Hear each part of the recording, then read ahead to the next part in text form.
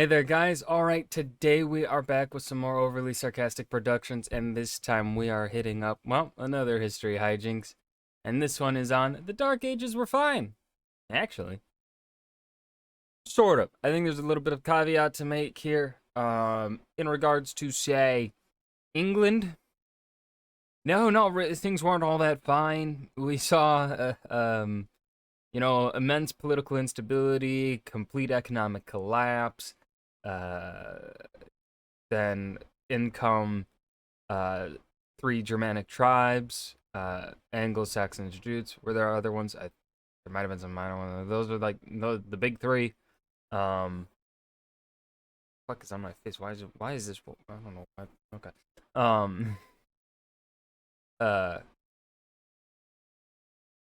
In other parts of Europe, Italy was okay. I mean, Rome was sacked, so that's a bit fucked up. That's a bit sad. If we look at it outside of Western Europe, things were fine. If we look at it at France, also went through some political instability, though not to the degree of, say, Britain. But yeah, like there was still the Dark Ages. Pretty much only apply like. This is a term that is no longer being used because I think it has been, for a long time, it has been poorly attributed to like society on a whole, like the world. Like this period of time is called the Dark Ages around the world. That, of course, is wrong to do. I think it's something that we have to. Personally, when I hear the word Dark Ages and when I personally use it, I am specifically referring to Western Europe, and really most specifically, like it really kind of, like you can apply this to France, but only sort of. Like there was a pretty quick replacement for political power in France after Rome's collapse, Western Rome's collapse. Britain, on the other hand, like but of course, the way I use it personally, the way I view the word is different than, of course, the wider world. So, of course, I can't go around saying, Dark Ages and whatnot in any historical papers and stuff like that. But I do think, I think we should keep the term, but really just apply it to add Britain's Dark Age. Because then that really specifies it. That lets us know, yeah, we're talking about this period in time, right? But yeah, outside of Western Europe, things were pretty okay. Good as they, could be, but I mean, 536 is in the Dark Age time period. That's a really fucked up year. Enough yapping. Let's hear what Blue has to say.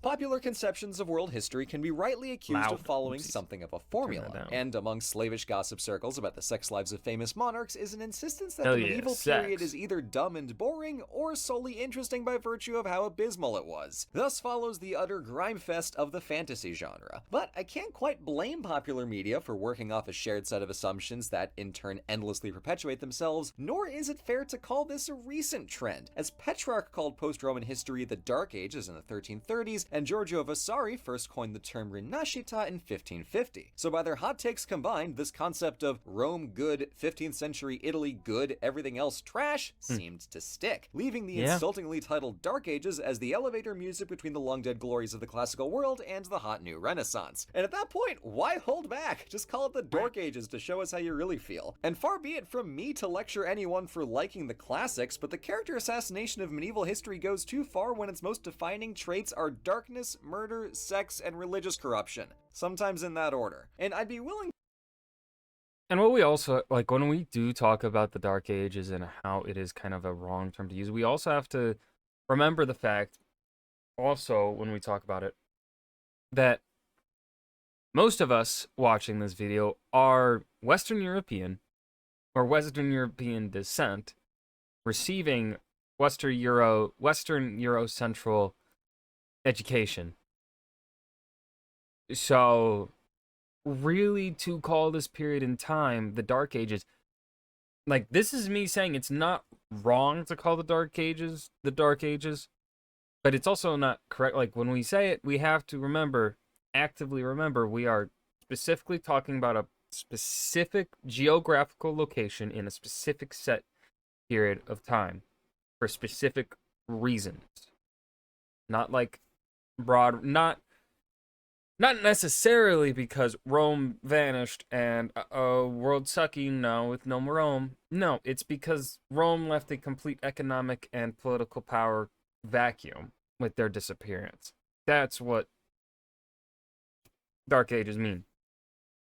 But for, say, well, I'm Germano-Swedish, so for my people, my ancestors, this period in time wouldn't have been, the Dark Ages. But for, people of kind of, even though, right, like, the people of France and Britain of that time and who we are descended from are not necessarily the same, it's still your geographical heritage.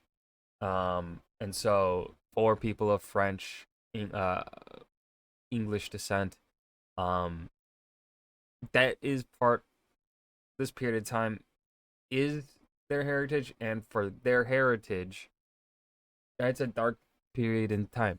So again, I think this is one of those things I have talked about before on this channel. I've talked about in the in terms of Alfredian history regarding Alfred the Great.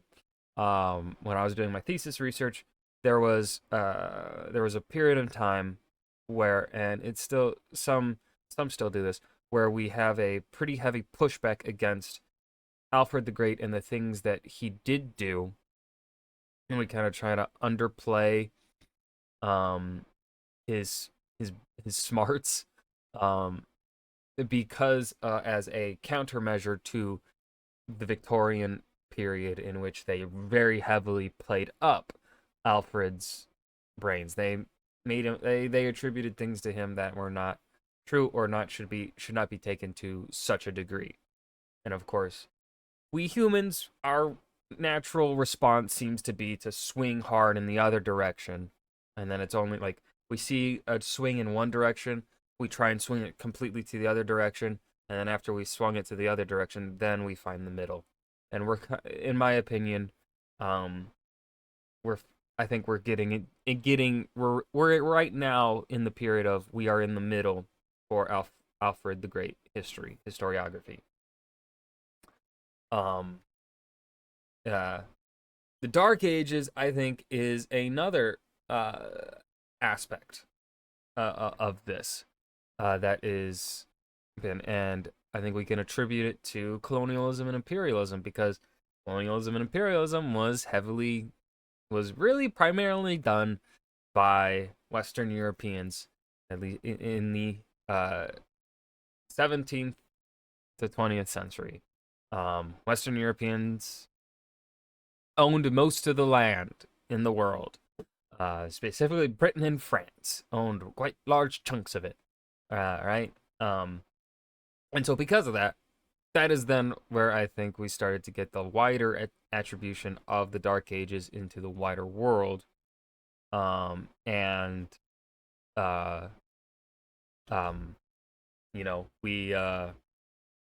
now, as we're trying to transition into a post-colonial world, post-imperial world, capitalism is really trying to hold on to it with neo-imperialism and stuff like that. But now that we're in this transitional period, we are seeing that hard swing where I think maybe we're trying to go too far with correcting the Dark Ages, when really I think we just gotta leave it at rest of the world fine, Britain, France, Dark Ages, this set period of time. Now, of course, I know Blue, I think someone's probably already commented, this is not what Blue is getting at. I'm aware. I'm just extrapolating. I'm talking. I am yapping. Let me yap. Uh, I think I definitely like this is not what Blue is getting at. Blue is, I think, doing this from the perspective of like even I would narrow the Dark Ages because I think a lot of the growing up, the Dark Ages were attributed to the medieval period as a wider whole.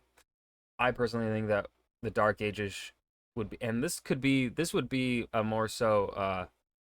You could argue that maybe my purview here is a more Christian biased in terms of how I'm gonna slot the time period, but I would put it really start of Rome's exodus from Britain. I would say we can start the Dark Age there, and we go to maybe the 700s, 800s, roughly when we start to see stable states really form in France and Britain. So yeah.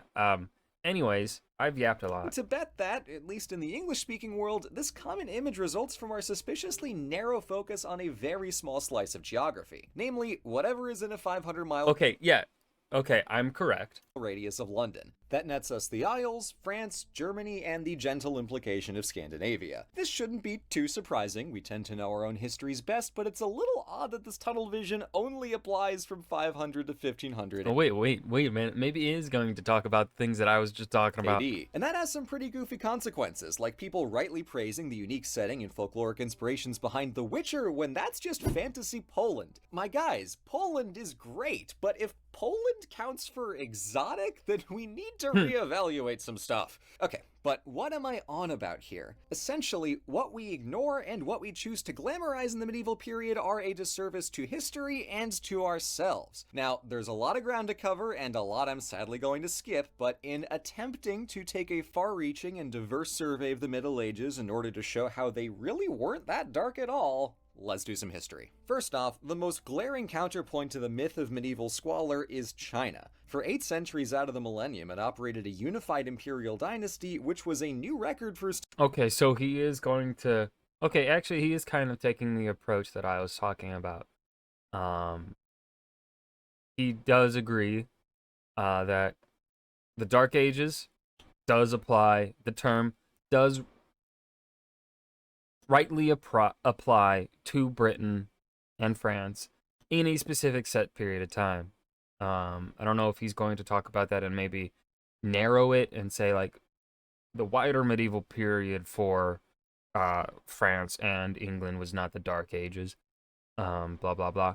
But he's talking about like the wider of like this does not apply to the world. The rest of the world did have some cool shit going on that was not depressing and sad. Thank you, Blue. Stability and peace. And while the state was prosperous and the cities were dazzlingly ornate, the real accomplishment was in their cultural advances. During the Tang Dynasty, China's 3 main religions of Taoism, Confucianism, and Buddhism began to enmesh within each other, resulting not just in developments like the Taoism-inspired Zen Buddhism, but combining into a complex mythological canvas upon which stories like Journey to the West would later be told. This innovation was followed by a tune-up for the governing bureaucracy during the Song Dynasty, as well as a bunch of cool inventions like movable type printing and paper money. And speaking of money, trade relations with the outside world picked up substantially after the turn of the millennium, especially in the Yuan period. This was actually a Mongolian dynasty who conquered China in the 1200s, and in the following century was famously recounted by Marco Polo as prosperous beyond imagination. The rapid expansion of the Mongol Empire revived the ancient Silk Road, spreading trade and culture across Central Asia and over to the Muslim world. Now, unlike China's continuity and evolution, the Abrahamic religion of Islam was remarkably new, and a distinct civilization had formed around it impressively quickly. In just a few centuries after holy revelations in early 600s Arabia set things in motion, the Muslim faith filled the map from the Mediterranean all the way to the Indus Valley, unifying diverse people and disparate states in one pervading culture. And from the mid-700s onward, that culture was in its golden age, where faith found an eager ally in... To 1268. I don't think the golden... Hold on, I'm trying to remember my Islamic history here. I took a class on this, and we did spend a good chunk of time on the Golden Age.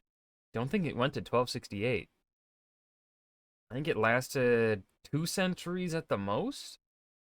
I think it ended around the 900s. It did not go into the thousands, I do not think. 'Cause I think the Abbasids collapsed. Like,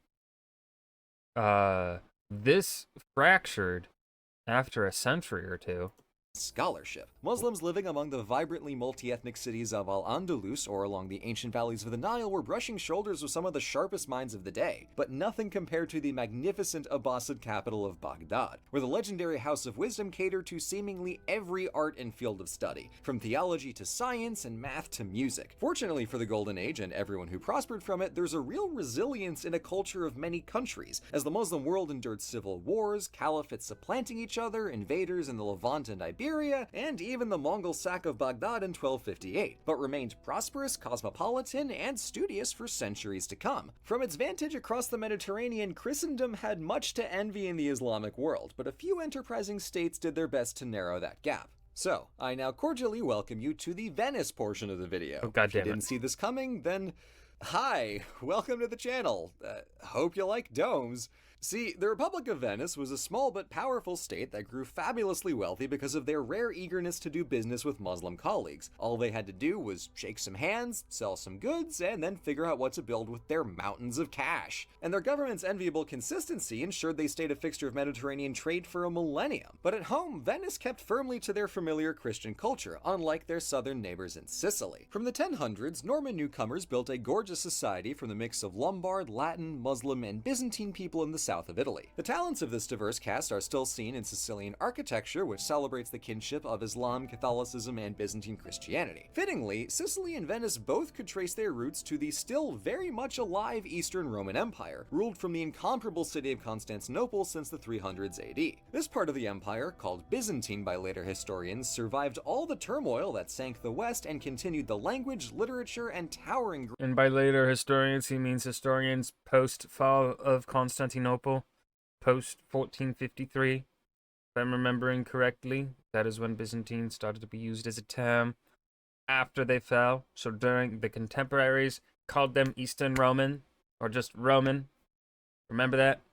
Grandeur of the classical world, but here I remember a couple years ago there's some people being like, "Oh, they're Byzantine, you're not Eastern Roman." Fuck you, you're wrong. They are Eastern Roman. They are Roman. They were Roman. Under the banner of Christianity. Although most Europeans sneered at Byzantine decadence, I maintain they were just jealous, nearby Slavic groups gladly threw in with the Eastern Church. Constantinople can claim credit for a few key conversions to Christianity, winning over the Bulgarians in 864, the Serbians in 870, and the vast Kievan Rus in 988, bringing much of Eastern Europe into its religious, cultural, and political orbit. To Catholicism's credit, they had converted the incoming Franks and Germanic tribes several centuries back, and soon after got the Isles, then Poland later on in 966, and finally the fearsome Scandinavian Vikings. But whereas Byzantine Christianity had an empire at its back, this was a lot for the Catholic Pope in Rome to organize from a city that had become very small after the Western Empire fell. So they got clever, creating an international administration of clergy and monasteries that let the church maintain religious authority across distant lands and kingdoms it didn't directly control. The other swerve was that if Rome no longer had an empire of its own, why not just order one? At the turn of the 9th century, such was the thinking of Pope Leo III, who recognized that the Frankish barbarians who arrived 4 centuries earlier had actually become quite competent rulers, with a dominion recently expanded from Gaul now to Germania and into Italy itself. And these Frankish kings of the Carolingian dynasty had long been allies of the Pope, so in 800 he crowned Charlemagne, the biggest of Charleses, as Emperor of the Romans. This sets up a fascinating dynamic where the religious authority in Rome presides over a vast network of monasteries across Europe, while also having an entire political state at its service. And this also benefits the emperor, because the notion of Christendom as a cultural tie that binds all Christian people and states is exceptionally fertile ground for an empire. Leo and Charlemagne considered this a continuation of the Roman Empire, which, though cute, is fully untrue, so while historical habits force us to call this the Holy Roman Empire, consider this instead as Imperial Catholicism, a dominion spanning the state itself and the religious authority of the Pope. Unfortunately for the Carolingians, the kingdom split between 3 sons in 840, sending France and Germany on separate trajectories, but the idea of Christendom's empire was still so potent that Pope John crowned King Otto of Germany as Roman Emperor in 962, creating a state that would endure, evolve, and ultimately rule over Central Europe for nearly a millennium. This was not without friction, as popes and emperors spent centuries jockeying for authority over the other, often with bloody outcomes, and political cohesion did not come easily. Various bouts of royal weakness benefited the many small states of Germany and northern Italy, making the empire fertile ground for an array of functionally independent city-states.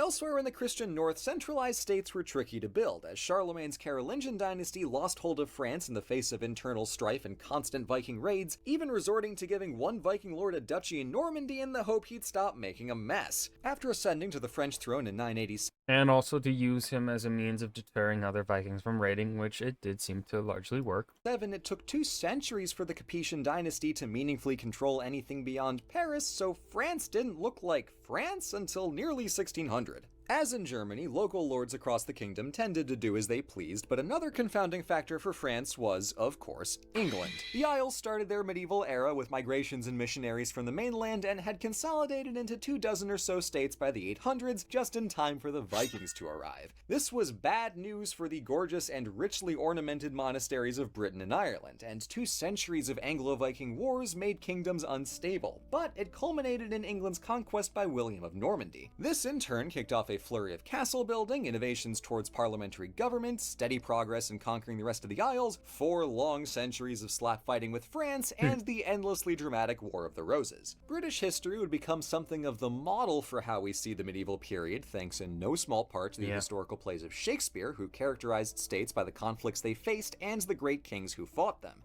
And also, you know, colonialism and imperialism, I think, might play a little bit of a larger role. Northwest Europe, this wasn't strictly wrong, but it gives a very narrow perspective. Glory for kings and toil for the rest. And as we zoom back out, we see the Middle Ages were brutal. Wars were frequent, states were fragile, life was harsh. But so too is every square inch of planet Earth since the moment Bruce the single-celled life form first sprung into existence. That all can be true right alongside the endless beauties of human civilization. We accept the Roman world as a disease-ridden murder fest and a staggering accomplishment of culture. And once we see the medieval worlds the same way, we unlock a tremendous wealth of history to explore. Because along with all that conflict came 4 waves of massive cultural advancement. First the Islamic Golden Age, then the Carolingian and Ottonian Renaissances following the start of their empires, and then the 12th century Renaissance. He's not including the Alfredian Renaissance of the late 800s, which was very synonymous with the Carolingian, or well, very reminiscent, but in England. Which brought on vernacular literature, Gothic architecture, early rediscoveries of classical culture, and the creation of European universities. The medieval world began at the dawn of Muslim, Orthodox, and Catholic cultures and transformed them into international civilizations, developing beautiful traditions of artistry and literature that still uphold European and Mediterranean societies today. All that to say, the Dark Ages is a myth perpetuated by Big Renaissance to sell you more paintings. Thank you so much for watching. And that was the Dark Ages were fine, actually. History, Hijinks by Overly Sarcastic Production. This was a good video, and yeah, he's correct. For the most part, I think, like, again, we have to be specific in the way in which we are talking about this. I think if we look at it from the broad, he's entirely correct. If we narrow our view on it, which is, right, again, something that does not really apply to wider society, then, right, we go with kind of the things that I was talking about at the beginning, and some of the things that Blue was getting into, though he didn't quite reach into them. So, yeah, this was a good video. I hope you guys enjoyed as well. Remember to hit that like button and subscribe for more, and I will see you guys in the next video. Peace.